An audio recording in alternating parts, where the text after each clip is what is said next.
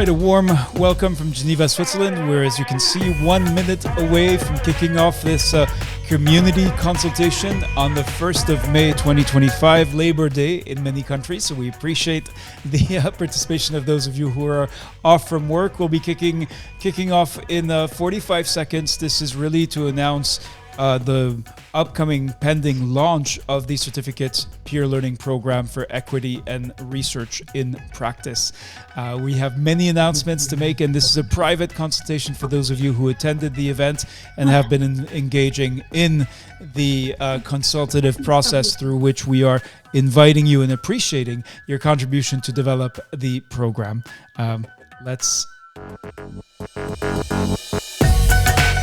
So in 15 seconds, you can count down with me. We like to do this countdown to highlight just how dynamic we want these events to be.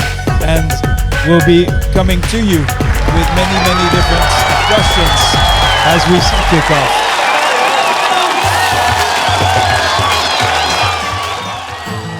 So here we go. First of all, if you are watching and you have poor connectivity, whatever the issue or challenge may be, we do offer a podcast at learning.foundation/podcast. If you subscribe to that, it'll make it a lot easier for you to listen to the events without the video. It costs a lot less, and it can be done on your own time. We also encourage you, if you're not already doing so, to follow the Geneva Learning Foundation on social media. Basically, go to whatever social media you're comfortable with. We've added TikTok to the list that you see on screen, and search for the Geneva Learning Foundation to find us. Now, to request to speak, we do ask that for those of you who are in our Zoom studio, check your microphone and headset, type your message in the chat, then raise your hand, and then we'll call on you to unmute your microphone. And we are going to kick off with the first question, because this is a certificate program focused on bias and equity. We want to ask, what is your equity challenge? And we're going to go to Sonia Botha, who works on immunization in South Africa. She's going to introduce herself and tell us, Sonia, what is your key priority? What's the most critical? What's the most difficult challenge you face when it comes to equity in your immunization work? Good afternoon, everybody. I am signed in from a rainy, cold Cape Town in the Western Cape of South Africa. And I was appointed as the lead for EPI in the Western Cape in 2013, but we have since moved to life course vaccination from our national office and in the Western Cape province. So I have been leading life course vaccination for the Western Cape. I will not only share my own experience in my own province, but also challenges of coordinators and other provinces in South Africa. So in South Africa, we do not receive any Gavi support, which usually ensures equitable access for vaccines, and this remains a persistent challenge. Unlike other donor-funded settings, we rely entirely on equitable provincial budgets. So the budget is split equitably, and the vaccine budgets are not ring-fenced. This is often causing the vaccines or vaccine resources and consumables to not be a priority. Our budgets are usually under constraint, and it is stretched thin. And there's in some areas there is challenges that they aren't able to pay for the vaccines and the consumables. So this often leads to under services of our, especially children in informal settlements in deep rural areas, where the service delivery definitely has gaps. And especially our children in our marginalized communities often miss out on these resources.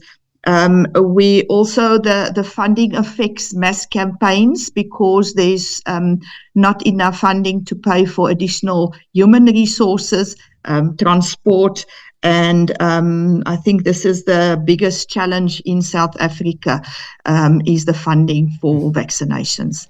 Thank you. Thank you very much indeed, Sonia Botha. We're now going to go to Deepanjali, and this is a community consultation, but just to frame what it is we're talking about. We're talking about equity and health, and in the room with us are practitioners, policymakers, researchers from all over the world who know what that means and are going to, and that's why we're kicking off with this question. Deepanjali, are you able to speak to us? Love to hear your introduction and also to hear what is your most difficult equity challenge. All right, we're not getting a response from Deepanjali, so let's keep going. We've had many messages here, and we do have John Magawole with a raised hand. John, please go ahead.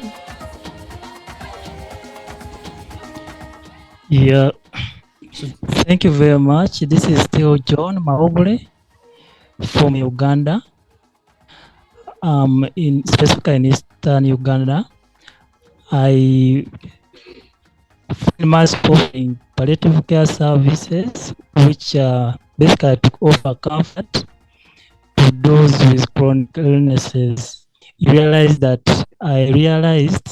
there was inequity in these people were not having access to pain management drugs, access to information. Even the region actually had no trainers to offer services that could bring comfort and dignity to those suffering from life-threatening illnesses like cancer, sickle cell, and heart conditions. So I also realized that it has been a policy issue in the country of Uganda, whereby there was that issue on drugs, narcotic drugs. But recently, it is being worked on. At least the nurses are being allowed to prescribe morphine, especially to patients undergoing chronic pain, so that these people can live a life free of pain. Because with proper assessment of pain and management plan, a person can afford a life without pain. And pain is total pain. It may be in 4 dimensions: physical, spiritual, social, and psychological. So once we explore those areas of equity, and they will be satisfied, and they will live a life which is with comfort and dignity. So the nation has at least taken over training of various professionals on offering services to these groups. They have also allowed the prescription of oral morphine for those undergoing pain, and up to the nurses level, they can prescribe. There's always updates on quarter updates from the Palliative Care Association of Uganda. It is always rolling out they are rolling out sites, accrediting sites that can actually offer these services, since there are people who are in areas which cannot whereby they can't access these services. So the rolling out will help to bring the service to the people where they are. So it is still a challenge, and it will take time so that equity is realized. But still, the funding challenges, you realize that this field of palliative care in the health budget, it is actually not considered, and it makes the word health not complete, because health is complete right from preventive, curative, and rehabilitative, where palliative care services lie. So once we take over the rehabilitative and including palliative care servicing, it will help us to complete what we call the comprehensive health care package in the country. Thank you very much. Once again, Maogore John. Thank you, John. Thank you very much indeed. All right, so that was the warm-up, we have 3 very specific goals today, and you can see them on your screen. We want to create a learning program that truly meets your needs. We need to understand what matters most to you in different contexts, and we want to make sure that the program is accessible to everyone who needs it. That is the purpose of the consultation today. We're going to start with what we learned from the special event that was 3 weeks ago. We postponed this community consultation by 1 additional week. And the first thing to highlight is just the sheer number of participants, practitioners, policymakers, decision makers, researchers from all over the world registered for the special event. The last number we had was 4,785, but I want to highlight that the event is now what we call evergreen, which means that it is rerunning every 4 hours. So anyone, anywhere, your colleagues who missed the event can actually go and get the full benefit of participation from the event, as well as access to the program. We also want to honor contributors once again with the honor roll. And to remind you, if you have not seen this, then please definitely go have a look. This is how we recognize those of you who shared experiences before before we got started. Now, in terms of what we addressed in the special event itself, we explored these 3 questions. What oppressive hierarchies are operating in this situation? Who is in the dominant group and who is in the non-dominant group? And what problem types are involved? And we use for this purpose the bias-free framework. We were honored to have both one of the co-authors of the framework, Mary Ann Burke. She's here with us again to listen in and to this consultation. We appreciate her participation, as well as that of Bridget Burke, who is an expert in the bias-free framework. We also learned that an oppressive hierarchy is a hierarchy that hurts some people but not others. And really, I hope that we experience the power of collective learning, where whoever you are, wherever you sit in the health system, you can see things, you can take actions, you can do things that others may not be able to. And it is by working together that we get we can actually produce and lead change. Now, at the Geneva Learning Foundation, how we measure impact, we use a peer-to-learning to action model that looks at really 3 considerations. There's the capacity for change. That's the work environment, learning culture, support, innovation. There's the network value creation by connecting, by learning from each other. What do we actually gain? How does it make a difference? And then there's the health outcomes. And it's by connecting those 3 that we can actually determine if we've achieved impact and what impact we have achieved. For the special event, we focus on the network value creation. We did not measure capacity for change or health outcomes. And this is really the quantitative table, not very user-friendly, but you can see the 3rd column in the top table is the baseline. So it's a measurement from 2022 with over 10,000 participants. And really, we asked about 5 dimensions. For those of you who earned certification, we asked you questions. How did the special event, your participation, change you professionally? How did it change your social connections, your professional practice, your ability to influence that professional practice, and did it change your worldview? And you can see that actually, except for social connections, there was no networking component to the special event. We're significantly higher than the baseline, which was an intensive 3-month-long, actually 4-month-long peer learning program for the Movement for Immunization Agenda 2030. You can see also some significant differences by region. The European participants had a significantly lower mean for the value creation than other groups did. We'll come back to that. But what I want to take you through now is actually something wonderful, and that is just the quality of the feedback across that you gave us as part of the process of the special event. And 76% of you said that participation enhanced awareness of systemic biases. I pulled out 1 quote on each one. We'll share, of course, the slides so you can take in collectively what these collective voices say. I became aware of the deep inequalities around me, even in context I thought I knew. Practical tools for identifying inequities. That's the bias-free framework. So 68% of you said you got concrete methods to recognize and address biases. And the selected quote is from the DRC. The bias-free framework allowed me to name, understand, and deconstruct structural inequalities encountered in the field.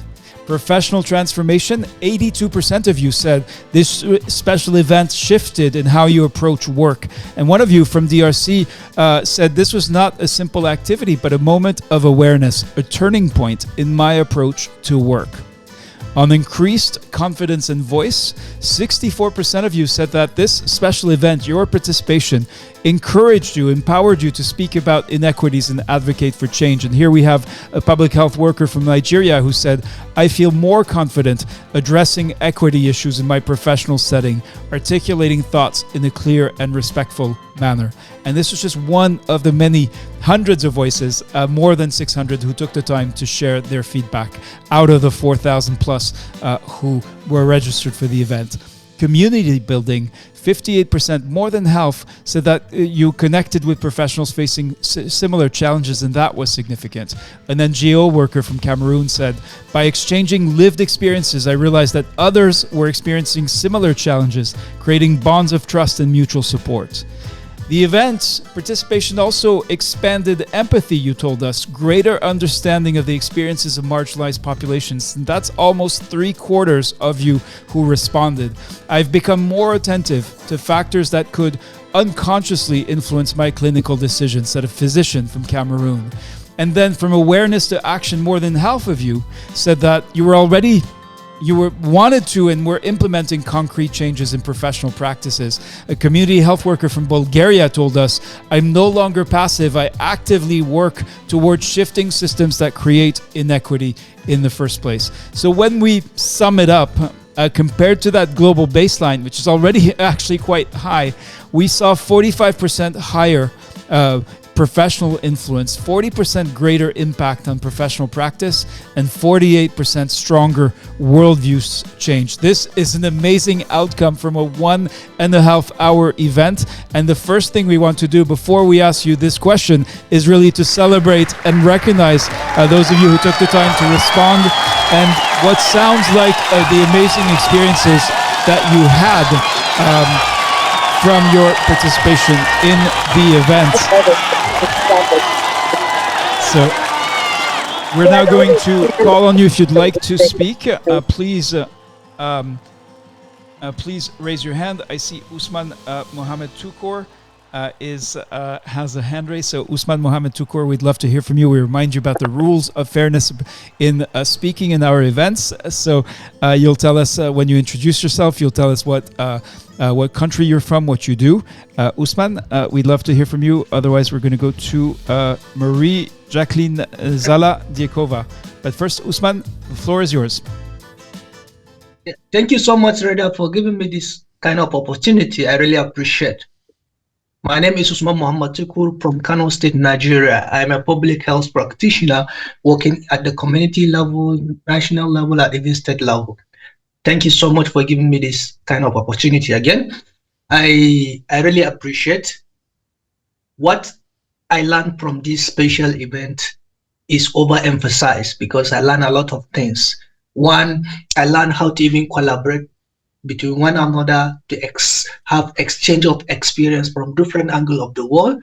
Two, I learned a lot of strategies and methodology of how to handle some issues in a particular situation where you can apply to save life of many people.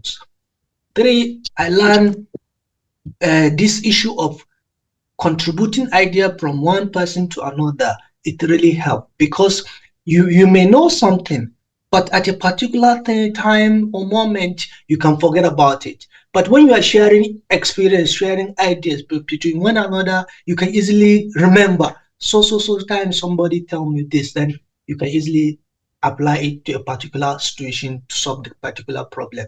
Thank you so much, Reda. Thank you very much indeed, Usman Mohammed Tukur. Marie Jacqueline Nzala Diekevova. Apologies for mispronouncing your name. Yes. Warm welcome to you. Please do introduce yourself. We'd love to hear what you learned from the special event that is now 3 weeks ago already. Thank you so much. I'm Marie Jacqueline Nzala Diekevova, public health graduate from Confronting University, London. I work also with my council for health services and social worker.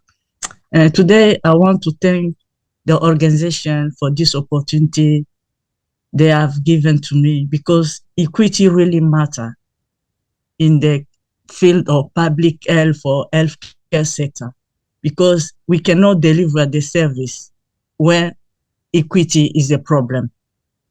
Because the government that supports our service must be able to protect, to erase all those barriers of equity, because it leads to inequalities, deprivation for other people, and it may lead to serious health issue. Even we deliver the service, but we can have a big impact or influence that can decrease the quality of our care or the service. And I would like the government really to protect and to assist the organization by setting the law, like Act Equality in UK 2010, that protects the all sector, healthcare, education, to avoid all those problems of equity.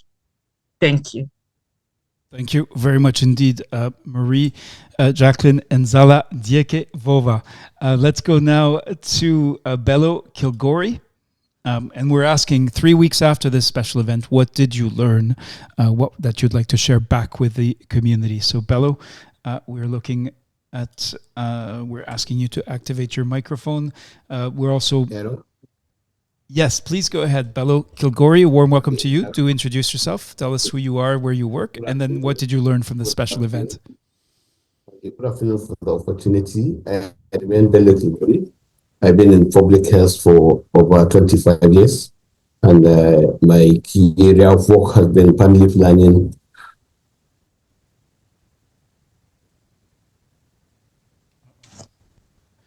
I think, Bello, there may be a problem with your microphone, unfortunately. So I'd like to ask you to type your message in the chat instead. And we always encourage you to okay, let me see if we can. Yeah. No, unfortunately. All right, so we're looking for other contributions, and there are certainly some. Let's see what's happening in the chat. A lot of activity there as well. So Mohammed Abubakar Garba from Nigeria, Gombe State, a public health practitioner. Okay, so here is Kaltimi Shwaibu, who says a lack of equity in healthcare is seen in my community, where most health facilities and healthcare services are concentrated in the urban areas, while the rural and hard-to-reach areas have to struggle to get basic vaccines and other health services. Traveling distances to access these services is an issue as well. All right, let me go now to Charlotte. Maybe we'll make one more try to hear one more person on what they learned from these special events. Who would you like to hear from, Charlotte? Hey, thanks, Reda. We have John Mao Wagole, whose hand is raised again, but I would like to invite someone whom we hadn't heard from, but that participated in the special event. I'm inviting Tatiana. Are you able to unmute yourself? I'd like to hear from you.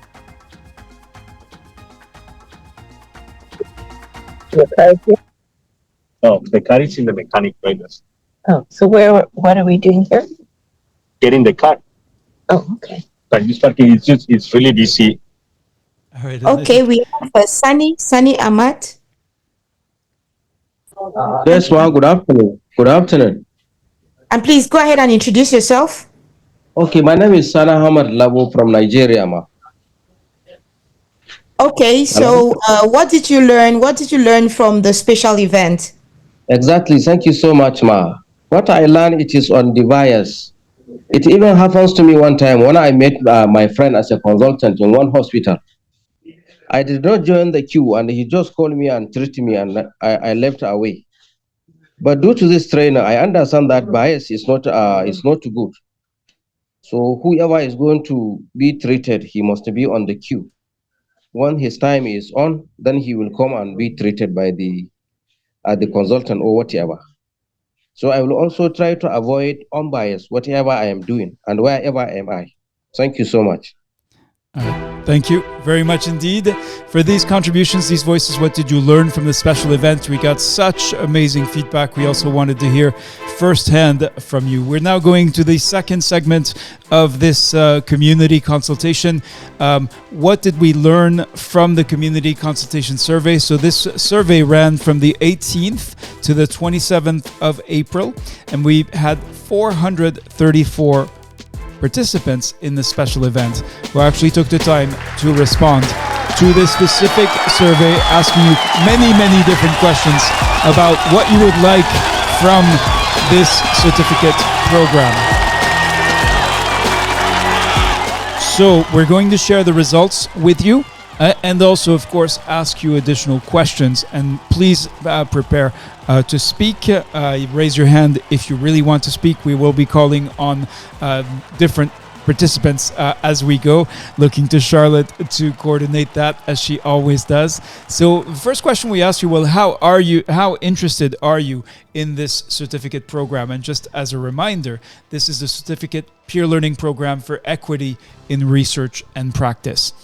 So basically 75, 3/4 expressed and said you are very interested. Now we have split between low and middle income countries and high income countries. There were relatively few participants. We're very proud that the learning communities of the Geneva Learning Foundation are really grounded in the local communities of Africa, Asia, and Latin America. But we also welcome participation and contribution from practitioners who are facing equity issues, facing biases, tackling biases, and who live in high-income countries. So that is the first finding from the survey. The second is we asked you about motivation. So we asked you what actually, what do you want? Why would you want to take and participate in this certificate program? And you can see that the top 4 responses is career advancement, 42% for folks from low and middle income countries, work challenges, access to experts, and then organizational compliance or requirements. So we're going to mark a stop here as we present the findings. We'll be asking you additional questions to hear really your voices. So first of all, on this question, how interested are you in this program? That is the key question. What would be your primary reason for participating? What would be most useful for you to work on in this program, and what information would you most need before deciding to participate? So really multiple questions. Would like to see who is going to be the first to answer it. I'm going to turn to Joy Osifo, to Nika Saiden, Pamela Njeru, Tetiana Vux, and I see actually for Morine Fuen has her hand raised. So we'd love to hear from you, asking you to unmute, and I hope connectivity will be with you. All right, asking you to unmute. Yes, for Maureen, please go ahead. Thank you so very much, Reda, for giving me the floor. I am Full Marine, based in Cameroon, and I lead the humanitarian response activities. As for what really is my primary reason for participating, I think that we have real issues with inequalities in healthcare. Like somebody did mention in the chat, the gap is so wide between the rural and the urban areas. And in the Northwest, where I am based, the ongoing crisis has exacerbated the inequalities. I'm talking to you from the field, and there are facilities with no staffs, or they have purely just community health workers trying to do out what they can do. And for that reason, there are many children who are not vaccinated. We have a program with Gavi where we're trying to bridge the gaps, but it's really challenging because the inequalities are really high. So participating in this course will really help me, first in my own personal assignment as a humanitarian lead, to be able to support in designing practical ways of solving these inequality programs, because I would say it rely on me to come up with practical solutions. And I think that I'm learning so much from here, and it will greatly help me. So I'm really, really interested because it's going to help me in my work. As to what would be maybe most useful for me to work on in this program, I would love to look at how to bridge the inequality gap, especially in providing essential services in rural hard-to-reach communities. In the Northwest, still where I come from, because of the crisis, there are a lot of new IDP settlements because people have to run, or people ran from where they were based because of clashes between the state security forces and the non-state armed groups. And some of them have moved into really difficult terrain, moving away even from the few facilities that existed. And so there is real high need. My work, I'm looking at how I'm going to practically develop solutions to those problems. For the information that I need so far to be able to participate, I would love to know the cost, and if there are possibilities for some subsidies for people who cannot pay maybe the whole cost. I think that is where I am. Thank you so very much, Rita. Thank you very much indeed. Yes, and we'll be answering those several of those questions, including the questions about cost and scholarship. Let's go to Umar Pella Abdulrahman. Umar, the floor is yours. We're asking you to unmute your microphone. And I see. All right. And we also have Mario Chatsi. All right. Good afternoon, Dr. Reda. Good afternoon, everybody.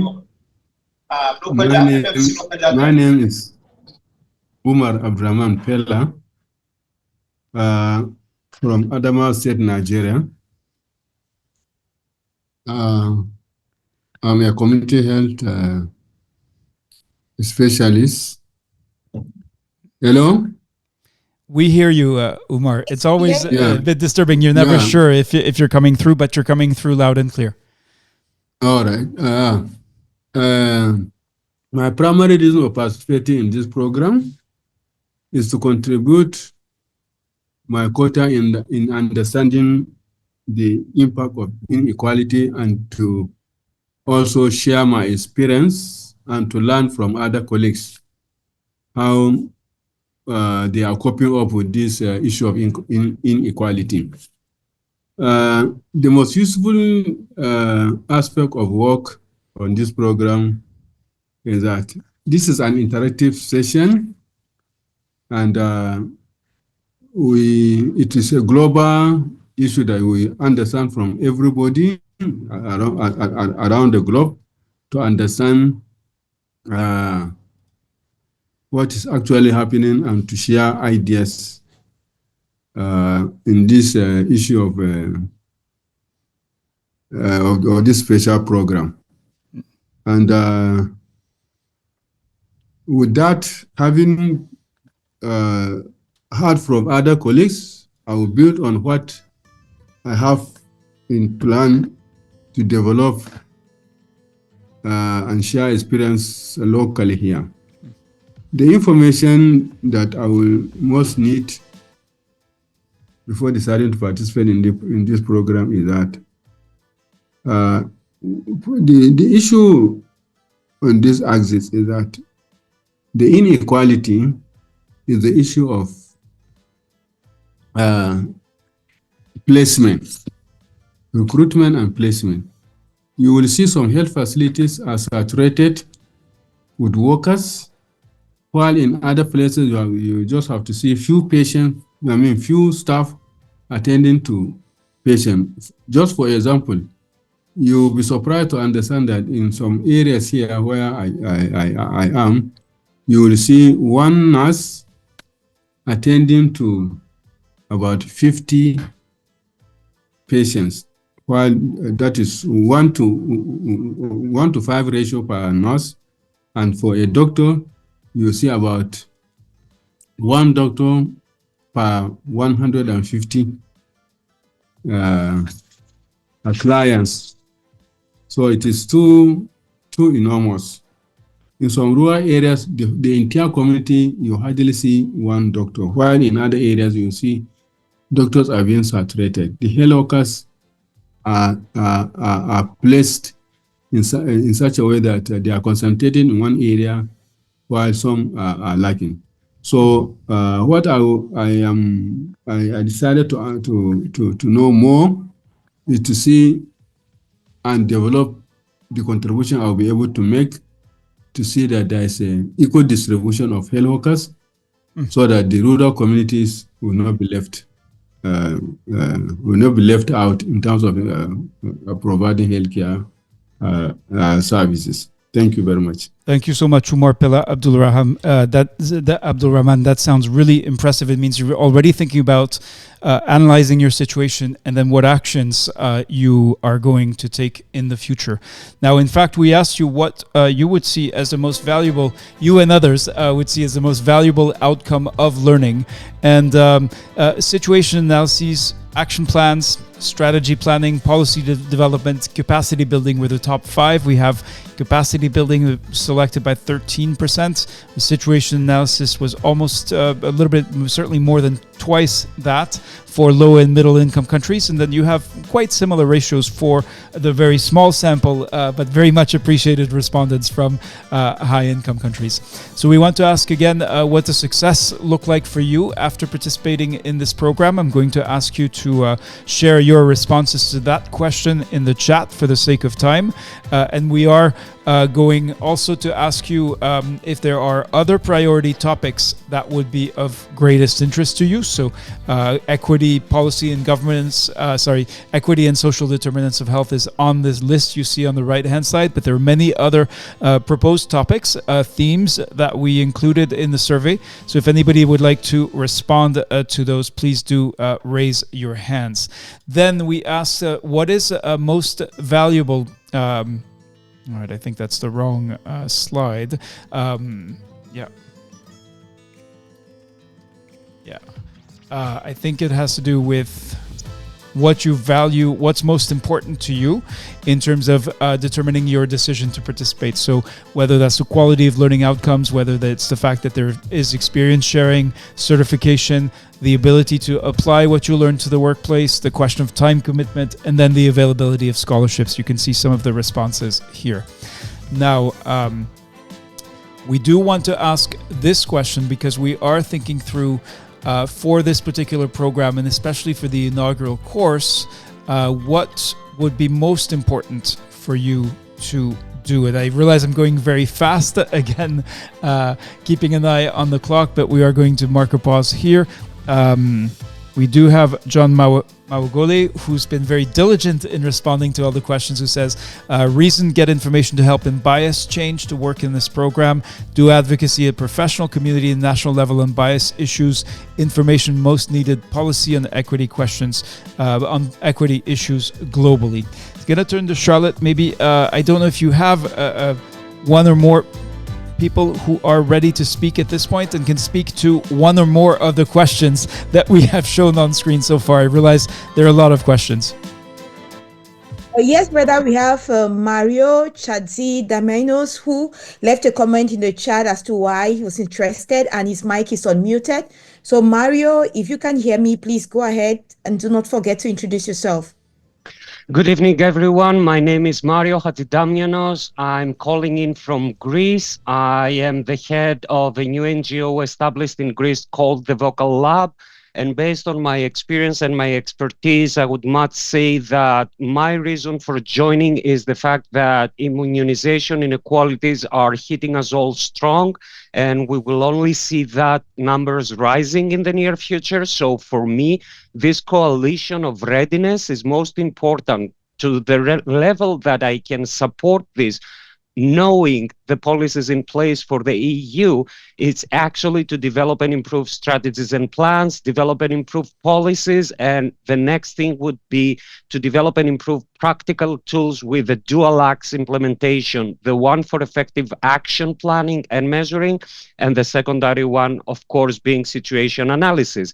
To the next level, I believe it was about time we started introducing AI to all these initiatives. So my strongest force right now for joining the program would be, first of all, to know how many people that are participating in the program would be able to, let's say, how can I say this?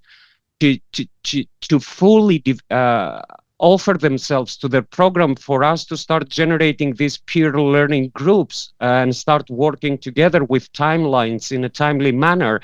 And the next thing would be, if we have these people in place, how we can effectively generate tools that is the partnership and generator of insights for all the 4,000 and even more people that suggest that they are interested in this practice and this peer learning program. And of course, for me, success would be to enable ourselves to lobby to our governments, our pharmaceutical companies, and any other available resource out there to hear our voices from the field and start listening to the people knowing best, rather than them imposing a top-down policy that most of the time is ineffective, as we have heard throughout these meetings, to certain areas for specific reasons. Thank you. Thank you, Mario. Charlotte, who's next? We have Hansina Gamises, whose mic is also unmuted, Reda. Hansina, I hope that your audio and your microphone are working well. We would like to hear from you. Probably Hansina is having issues, Reda. Right. I was also inviting Eunice Muzembi, who left a comment in the chat as to her reasons as well of wanting to join the program. So Eunice, I don't know if you're able to speak to us. I'm asking you to unmute. All right, there's also Anor Douglas. Anor, so the only reason I haven't been able to share your comment.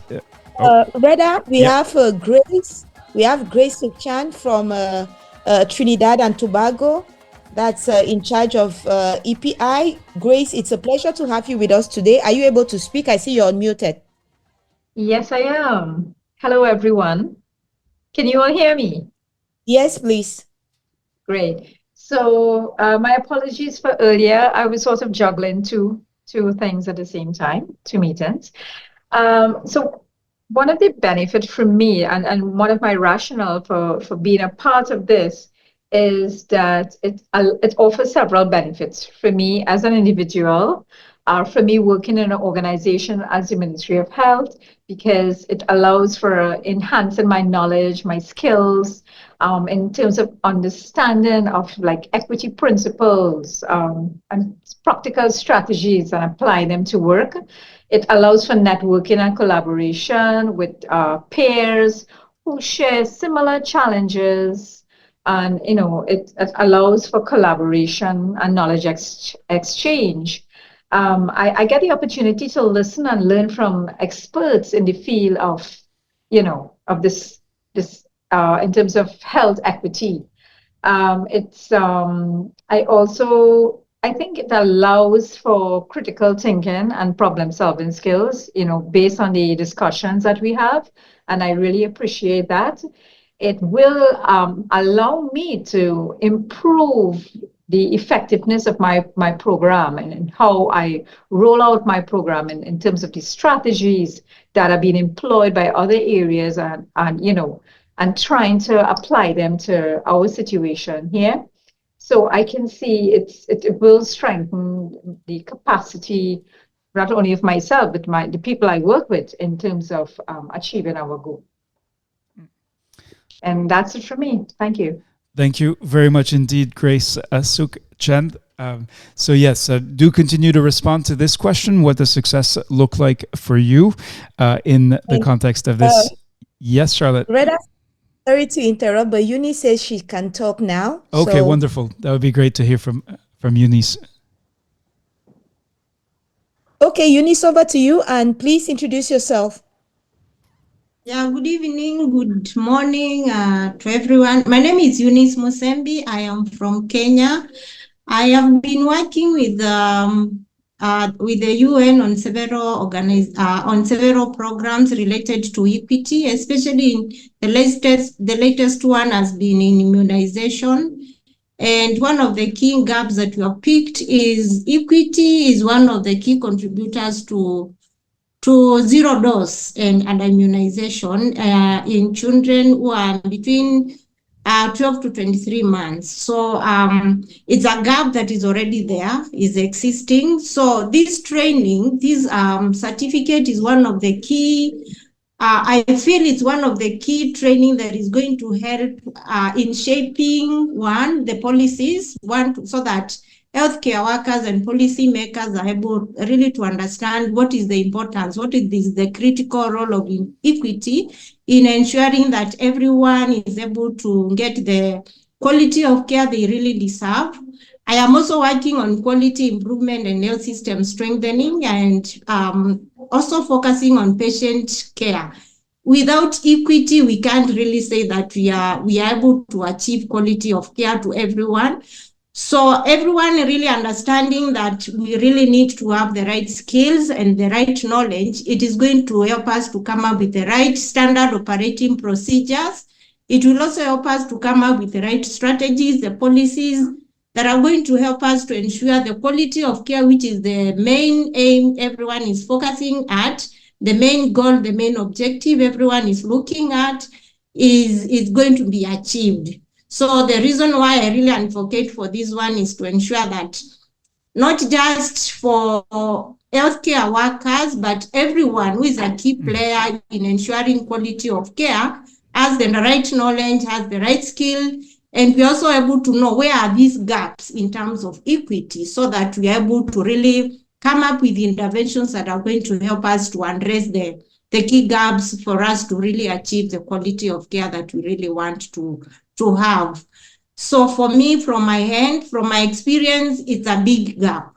And especially in our primary healthcare facilities, in our hospitals, at the community level, everywhere, you find equity everywhere, inequity everywhere. Even in the policy documents that we are developing, most of the times you find gender-related inequities. Children are not, their needs are not taken care of. Protection of children is also not taken care of. You look at it in terms of also, you realize that because equity is not prioritized, then you realize that quality of care for these people and for everyone is missed out.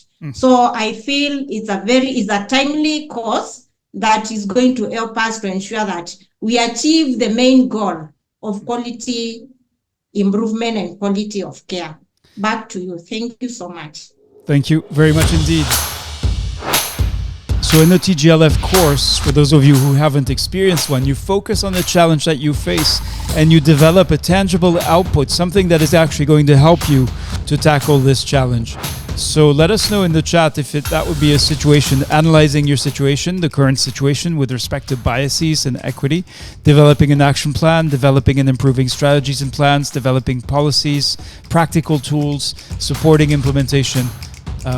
We also added learning to apply artificial intelligence to that list for the first time. Now we're going to talk about how you fund your learning and how we can fund this program together. So when we asked you, how often have you taken online courses, or rather how many, you can see that most of you said, especially for low and middle income countries, said, I've taken courses, but they were all free courses. But there's an almost equal number of courses that were paid for by the employer. And actually, I stand corrected. Most people, the highest number, actually self-paid. So you covered your own costs, 56 shared costs, and then 120 received scholarship support or financial aid support in some fashion. For high-income countries, it's a little bit different. So this is the overall picture of it, which shows really that the group of people who responded to this survey, at least, we can't know if it's to what extent it's representative of the larger group of people who participated in the special event, is investing at your own cost in many cases in your learning, in furthering your professional education, your professional development. Employers are helping, and then you're also using and benefiting from free opportunities. We actually think, of course, for your employer to recognize that, say, participating in this program is worth it one of the clearest ways for them to do that is to help cover the costs. So we do want to mark a pause here to ask you. So I'm going to lower all the hands and really ask you if you're able to answer this question: what would be most helpful to convince your employer to support your participation? That is a key, not only to financially supporting your participation, but also making sure that your employer cares about what you are going to bring back and is actually going to support it. Now, if you want to tell us that your employer will not support and you don't see any way to do that, we'd like to hear that too. So please, we are going to ask you to raise your hand to respond specifically to this question. And we'll give it a try. It's a difficult question, so we'll see who is the first one to raise their hands. Again, look for the little raised hand icon. All right, and that's great to have active participants like Mohamed Nasir Umar and John Mao Wogole. We've already heard from both of you, gentlemen. We'll go to you again if no one else is ready to step up, as one of our equity principles is really to make sure that everyone gets a chance to speak, especially those who may be shy. All right, and I see Clement Avoka. Clement? Yes. Yes. Yeah, good morning, good afternoon, good evening, everyone. Yes, Clement. Can you hear me? Yes, indeed. Do introduce yourself and then tell us what would help convince your employer to support your participation in this program. Great. Thank you so much. My name is Clement Avoka. I worked in the Ghana Health Service in Ghana, but currently I'm in the United States of America. And for employers to support their employees generally participate in programs like this, they will always want to see how relevant the training or the course is going to impact the employee as well as the organization, especially if there is an ongoing challenge that the participant or the employee has proven to have the capacity to be able to fix that problem or help solve that problem after the training. Employees generally would want to support their employees participate in such programs. And it also will depend on the cost. If it's not too expensive, that is also another factor. And if you have to, it has to be personal, targeting somebody, because if you want me to participate in a program, if it is opened, my employer will ask me, but why you? But if it's like a targeted invitation, then I will be able to convince my employer to sponsor my participation in such a program.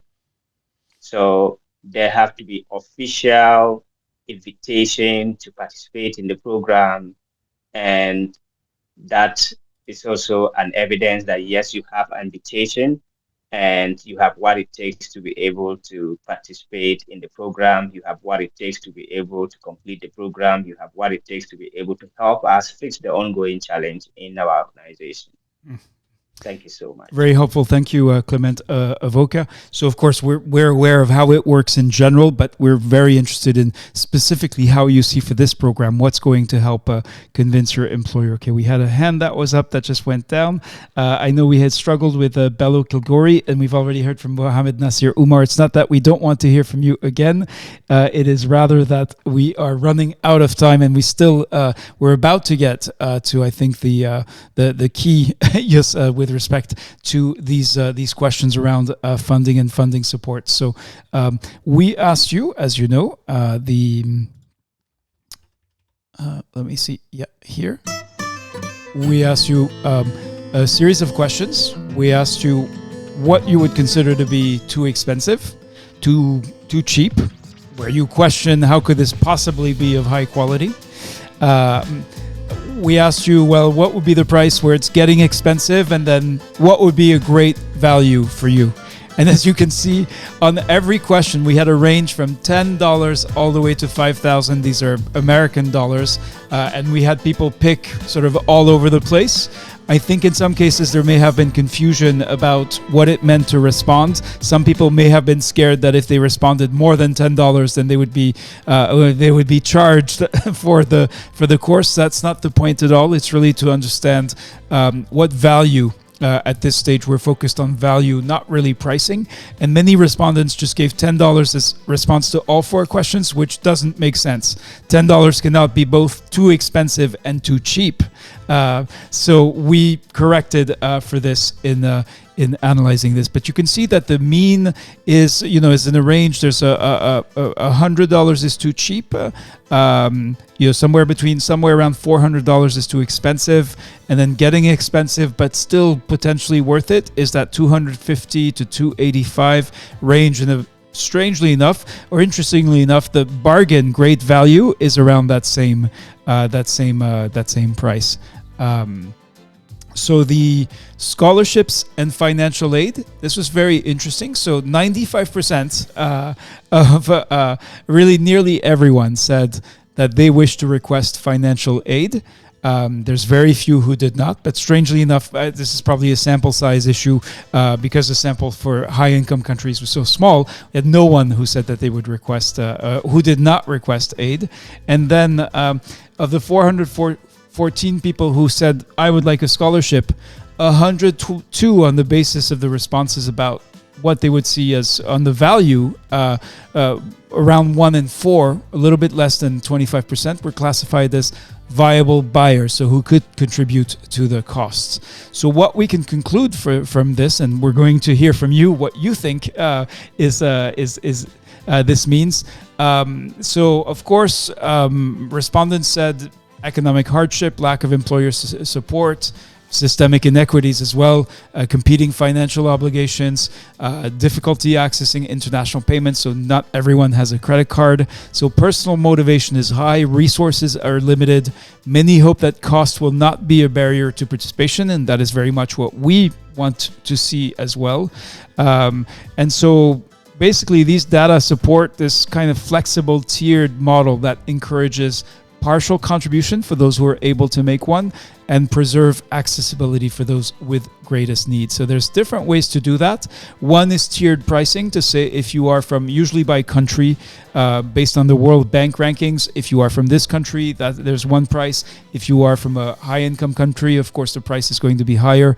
The second one is scholarships based on needs, so through the application process, where we then review and determine that maybe this is something we can do with the community. Not everyone, of course, can have a scholarship, or else we cannot fund the program. And then the other thing would be just in terms of participation and contribution, recognizing those who are first to respond and giving a kind of early bird discount. So yes, you've already picked up on what I'm about to ask you is to type 1, 2, or 3, or some combination, but in the order in which they are most of greatest interest to you. So far, I see only 2s,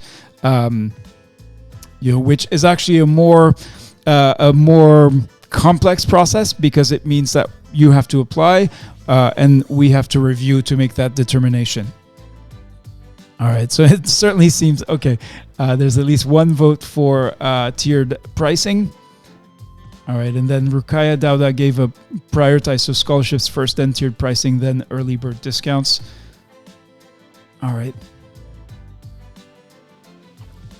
Okay, thank you. And again, if you'd like to, let me just lower all the hands. We're going to see, okay, we only have 3 minutes remaining, so I'm going to give you the critical information here. We are very pleased. Let me see if I can find the right tone for this to be announcing, on the basis of everything that you have told us so far, that in fact we have internally made the decision. We haven't publicly announced yet. One of the key discussions we need to have is in fact with Maria Ann Burke and Bridget Burke around the bias-free framework as part of this program.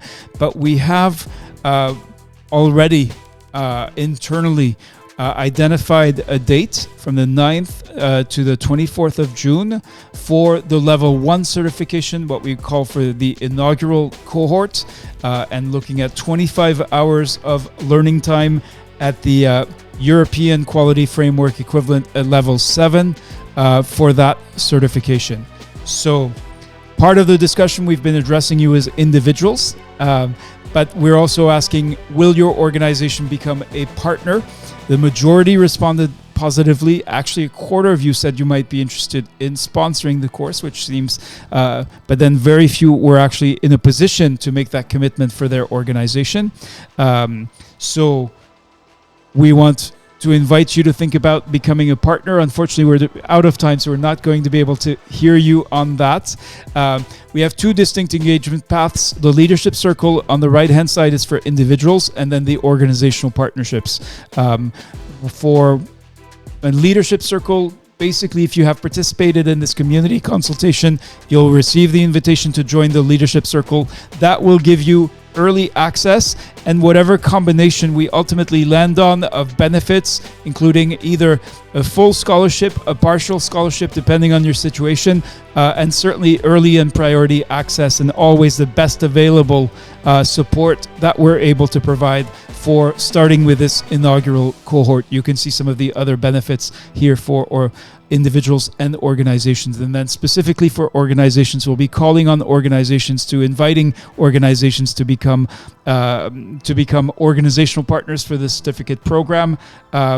And again, we'll be inviting organizations to help contribute to the cost by sponsoring and supporting their employees, their staff, volunteers, and maybe even members of the community with tangible benefits and outputs that will benefit the organizations as well as the individuals. So I realize we're at time. We'll be announcing the price and sharing with you the exact details on the different options for accessing the program. Those of you who have contributed, attended the special event, responded to the survey, and attended today's event, I can tell you that you will be getting the best possible offer from us and facilitated access to the inaugural cohort. We have a lot to do to prepare for this inaugural cohort, but already we're very excited about the prospect and what it means to be doing this with you. If you are part of an organization, do speak within your organization to see if there might be interest, if there's someone that you'd like to connect us with.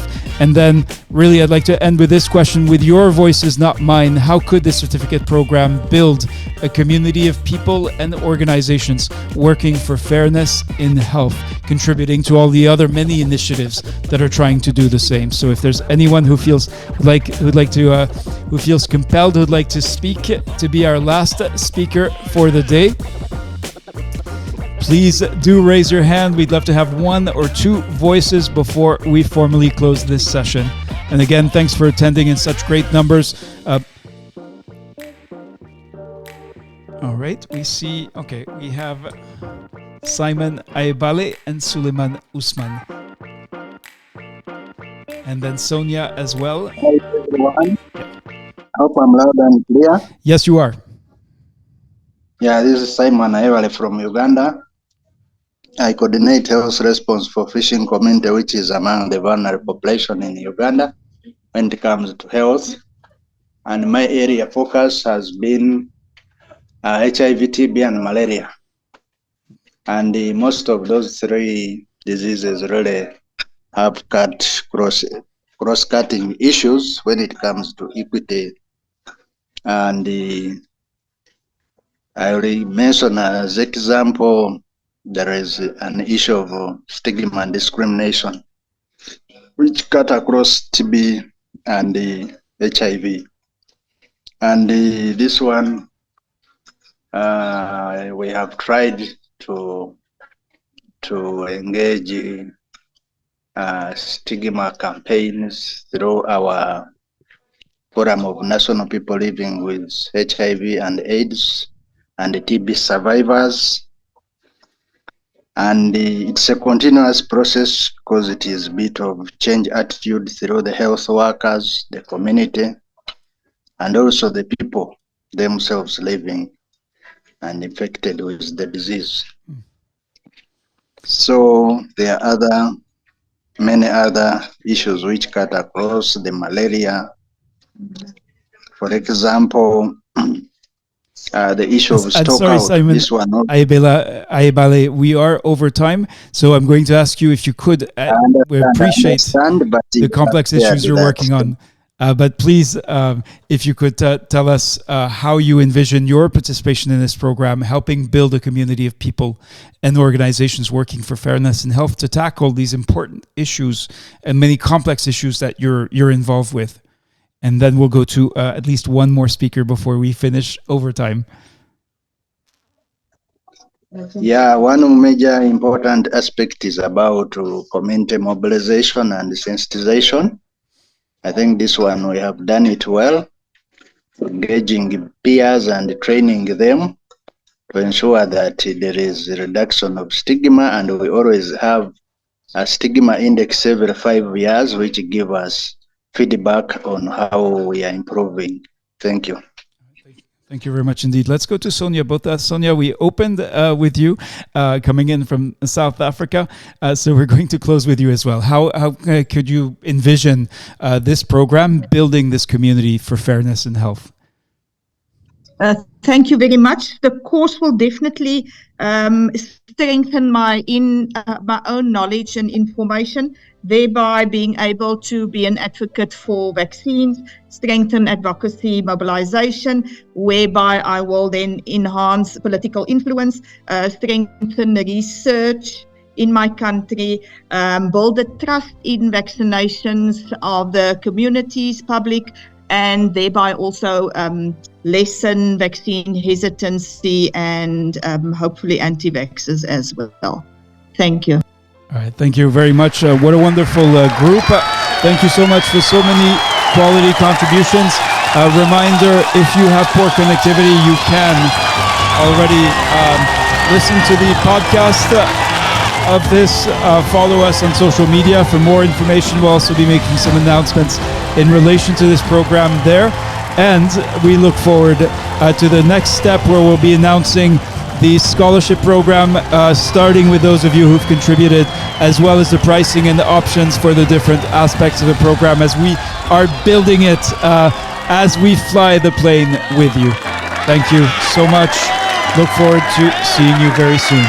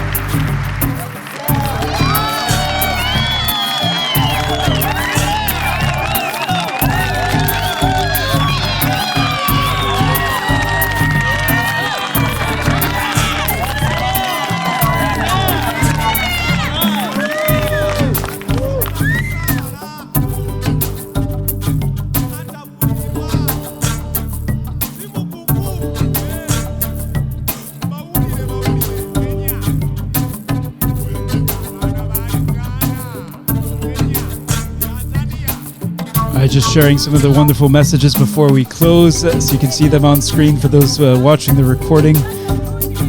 Thank you once again for this amazing community that we work with, and all of the newcomers who've joined through this specific program.